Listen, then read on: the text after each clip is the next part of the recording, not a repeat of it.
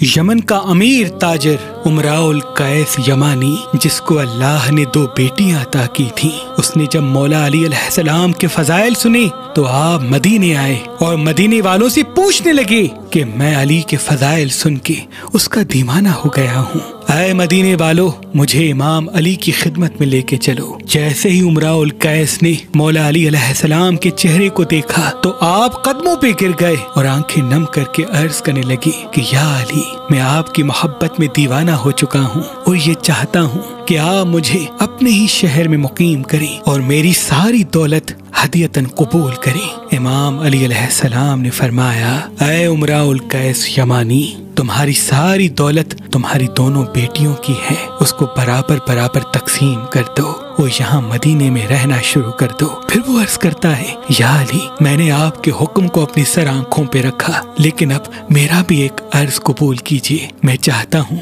کہ میری دونوں بیٹیاں آپ اپنے دونوں بیٹوں کے حرم میں لے لیں، میری بڑی بیٹی کو اپنے بڑے بیٹے حسن کے لیے اور میری چھوٹی بیٹی رملہ کو اپنے بیٹے حسین کے لیے۔ امام علی علیہ السلام نے ان دونوں شہزادیوں کے رشتے قبول کیے اور بڑی بیٹی کا نام ام فرواہ رکھا اور امام حسن سے اس کا نکاح کروایا، اور چھوٹی بیٹی کا نام بی بی ام رباب رکھا اور امام حسین کا ان سے نکاح کروایا۔ اور پھر مدینے میں ایک بہت بڑا گھر امام علی علیہ السلام نے ان کا بنایا اور وہ وہیں رہنے لگے۔ امراؤل قیس اپنی پوری دولت اپنی دونوں بیٹیوں میں برابر برابر تقسیم کرتے ہیں، پھر وہ اپنی زوجہ کے ساتھ مدینے میں رہتے ہیں۔ آپ کی اور آپ کی زوجہ کی قبر آج بھی جنت البقیع میں موجود ہے۔ بی بی رباب امام حسین علیہ السلام کے نکاح میں آتی ہیں تو آپ کی سخاوت پورے عرب میں مشہور ہونے لگتی ہے۔ آپ کے گھر سے کوئی بھی سوالی خالی نہیں جاتا۔ بی بی رباب بہت ہی کم گفتگو کرتی تھی، یہاں تک کہ اگر کوئی آپ سے سوال کرتا تھا تو آپ امام حسین کو مسکرا کے دیکھتی تھی اور دل ہی دل میں یہ چاہتی تھی کہ اس سوال کا جواب آپ کے امام حسین خود دیں۔ اور امام حسین بھی بی بی رباب سے اتنی محبت کرتے تھے کہ جب جب بی بی رباب اپنے والد کے گھر جاتی تھی تو آپ فرماتے تھے کہ مجھے وہ گھر اچھا نہیں لگتا جس گھر میں رباب اور سکینہ موجود نہ ہوں۔ تاریخ 20 رجب 56 ہجری کو مدینے میں اللہ پاک نے امام حسین اور بی بی رباب کو ایک بیٹی عطا کی جس کا نام امام حسین نے سکینہ رکھا، اور 9 رجب 60 ہجری مدینے میں اللہ پاک نے امام حسین اور بی بی رباب کو ایک بیٹا عطا کیا جس کا نام آپ نے علی اصغر رکھا۔ بس دور بدلتا رہا اور امام حسین نے مدینہ چھوڑنے کا فیصلہ کیا۔ یہ خبر جب بی بی ام رباب تک پہنچی تو آپ نے عرض کیا، اے میرے آقا حسین، میں اپنی پوری دولت آپ کے قدموں میں قربان کرنا چاہتی ہوں۔ امام حسین نے فرمایا، ہمارے گھرانے میں یتیم بیٹیوں کی دولت پر حق جتایا نہیں کرتے، اے ام رباب اس دولت پہ تمہارا حق ہے۔ بس تمام بیبیاں امام حسین کے ساتھ قافلے میں شامل ہوتی ہیں اور یوں یہ قافلہ مدینے سے باہر نکلتا ہے۔ جب یہ قافلہ مدینے سے نکلا تب بی بی سکینہ کی عمر مبارک 3 برس 7 ماہ اور 4 دن کی تھی اور معصوم علی اصغر کی عمر مبارک صرف 18 دن کی تھی۔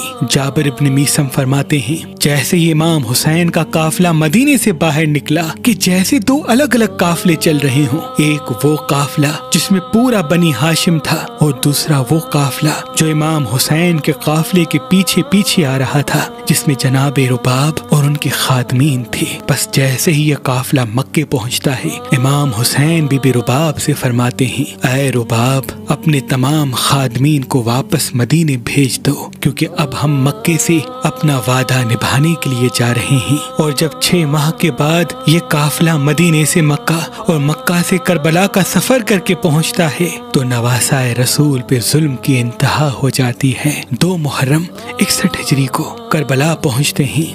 7 محرم کو آپ کا پانی بند کیا جاتا ہے اور یوں بچے التش التش پکارنے لگتے ہیں۔ جب 9 محرم کی رات آتی ہے تو بچوں کے خشک منہ ایسے کھلتے ایسے بند ہوتے ہیں جیسے مچھلیاں پانی کے بغیر تڑپتی ہیں۔ بس کربلا کی مائیں اپنے اپنے بچے کو وصیت کرتی ہیں، ویسے ہی بی بی رباب علی اصغر کو سینے سے لگاتی ہیں اور کہتی ہیں، اے میرے اصغر، سب کے بیٹے جوان ہیں لیکن تیری عمر صرف 6 ماہ کی ہے۔ اے میرے بیٹے، مجھے قیامت میں اپنی دادی فاطمہ کے سامنے پشیمان نہ کرنا، کل ایسی قربانی دینا کہ قیامت تک میں سرخرو ہو جاؤں۔ بس صبح کا سورج طلوع ہوتا ہے، ہر کوئی شہید ہونے کے لیے میدان میں جاتا رہتا ہے، یہاں تک کہ امام حسین علیہ السلام تنہا رہ جاتے ہیں۔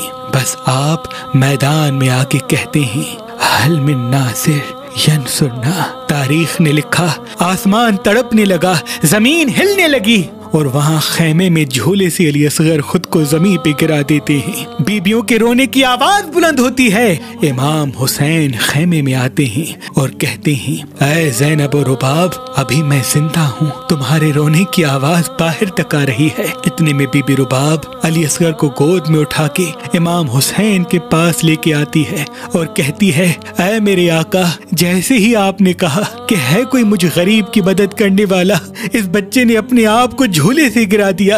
امام حسین نے علی اصغر کے چہرے کو دیکھا، پیشانی کا بوسہ لیا اور پھر علی اصغر کو زمین پہ رکھتے ہیں۔ بی بی رباب دیکھتی ہیں جیسے کفن میں کسی بچے کو لپیٹا جاتا ہے، ویسے علی اصغر کو لپیٹ کر امام حسین سینے سے لگاتے ہیں اور فرماتے ہیں، میں علی اصغر کو پانی پلا کے آتا ہوں۔ آپ خیمے سے باہر نکلتے ہیں، تمام بیبیوں کے ساتھ بی بی رباب بھی خیمے سے یہ منظر دیکھ رہی ہوتی ہیں۔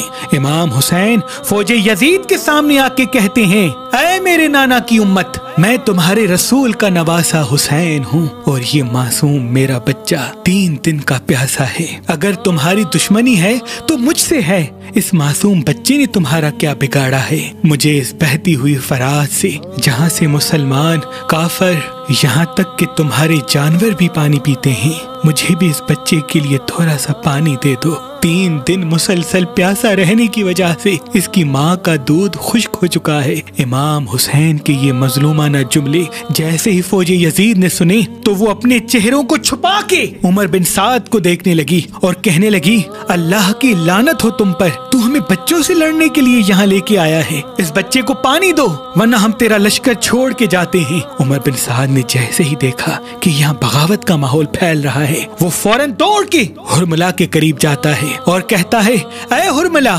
دیکھ کیا رہے ہو؟ اس بچے کا نشانہ لو اور فوراً شہید کر دو۔ حرملہ کہتا ہے، اے عمر بن سعد، میرے پاس تو صرف وہی تیر ہیں جن سے جنگلی جانوروں کا شکار کیا جاتا ہے، اس معصوم بچے کو کون سا تیر ماروں؟ عمر بن سعد کہتا ہے، جو بھی تیر تیرے پاس ہے اس سے اس بچے کا نشانہ لے۔ بس حرملہ نشانہ لیتا ہے، جیسے ہی نشانہ لے تیر اس کے ہاتھوں سے گر جاتا ہے، دوسری مرتبہ کوشش کرتا ہے، تیر اس کے ہاتھوں سے پھر سے پھسل جاتا ہے۔ جب تیسری مرتبہ بھی ایسا ہوتا ہے تو عمر بن سعد غصے میں کہتا ہے کہ تو عرب کا سب سے بڑا نشانے باز ہے اور تجھ سے یہ بچہ نہیں مارا جاتا۔ عمر بن سعد کہتا ہے، میں جیسے ہی بچے کا نشانہ لیتا ہوں تو پیچھے خیمے سے ایک بی بی قرآن سر پہ رکھ کے روتی ہے، شاید یہ اس کی ماں ہے۔ عمر بن سعد کہتا ہے، تو خیموں کی طرف نہ دیکھ، بس بچے کو شہید کر دے۔ تاریخ نے لکھا، اس تیر کی 3 نوکیں تھیں، جیسے ہی حرملہ علی اصغر کا نشانہ لے کے تیر چلاتا ہے، اس تیر کی ایک نوک علی اصغر کے ایک کان کو چیر کے دوسرے کان سے باہر نکل جاتی ہے، دوسری نوک گلے کو چیر کے امام حسین کے بازو پہ آ لگتی ہے اور تیسری نوک علی اصغر کی کمر کو چیر دیتی ہے۔ امام حسین کے ہاتھوں میں ننھا معصوم بچہ ایسے تڑپنے لگتا ہے جیسے مچھلی پانی کے بغیر تڑپنے لگتی ہے۔ امام حسین اپنے معصوم بچے کو دیکھتے ہیں اور چاہتے ہیں کہ خون علی اصغر زمین کے حوالے کریں۔ زمین روک کے کہتی ہے، اے نواسہ رسول، اس معصوم بچے کا خون ہم پہ نہ پھینکیے گا ورنہ قیامت تک ہم سے اناج نہ اگلے گا۔ امام حسین چاہتے ہیں کہ اس معصوم بچے کا خون آسمان کے حوالے کرے تو آسمان رو کے کہتا ہے، اے نواسہ رسول، اس معصوم کا خون ہماری طرف نہ پھینکیے گا ورنہ قیامت تک پانی نہ برسے گا۔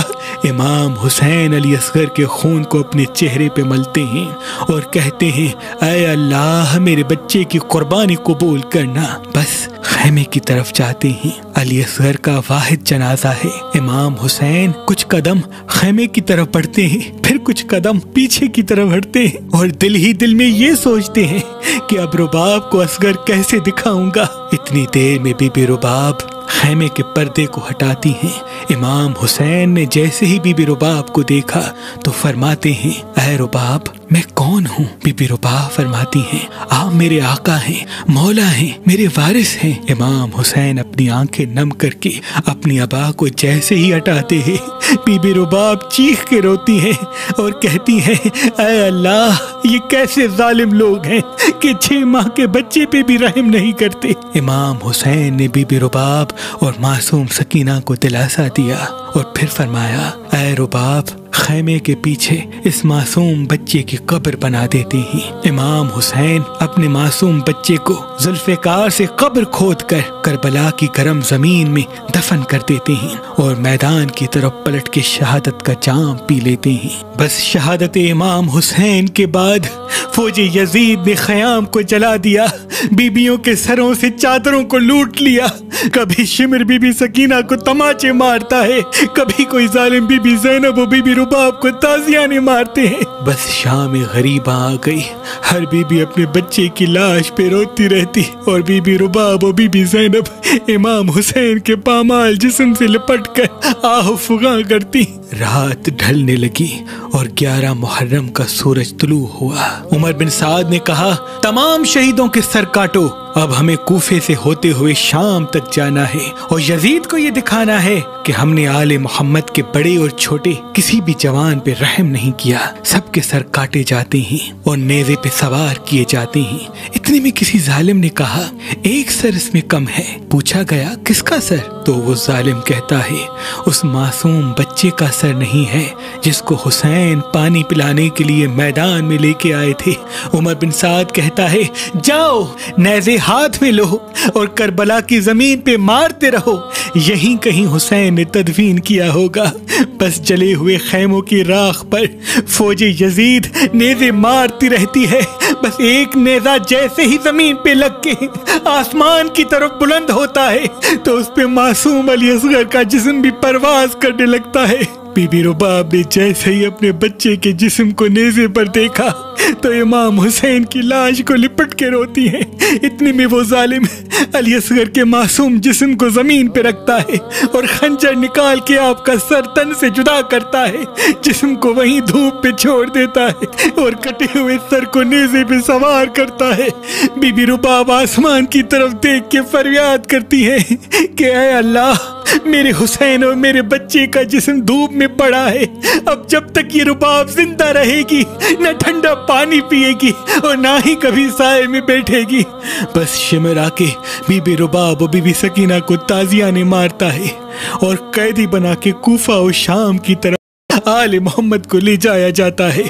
بس وہ بیبیاں قید ہو کے کوفہ پہنچتی ہیں اور کوفہ سے شام آتی ہیں۔ شام کے قائد خانے میں بی بی رباب سے بی بی سکینہ کو الگ کیا جاتا ہے۔ وہاں بی بی سکینہ اپنے بابا کو یاد کر کے روتی ہیں اور یہاں بی بی رباب کبھی امام حسین کو یاد کرتی ہیں، کبھی اپنے معصوم علی اصغر کو روتی ہیں اور کبھی اپنے 4 سالہ بیٹی کی غربت پہ آنسو بہاتی ہیں۔ بس جیسے ہی بی بی سکینہ کی شہادت ہوتی ہے آپ بی بی سکینہ کے جسم سے لپٹی ہوئی مسلسل روتی رہتی ہیں۔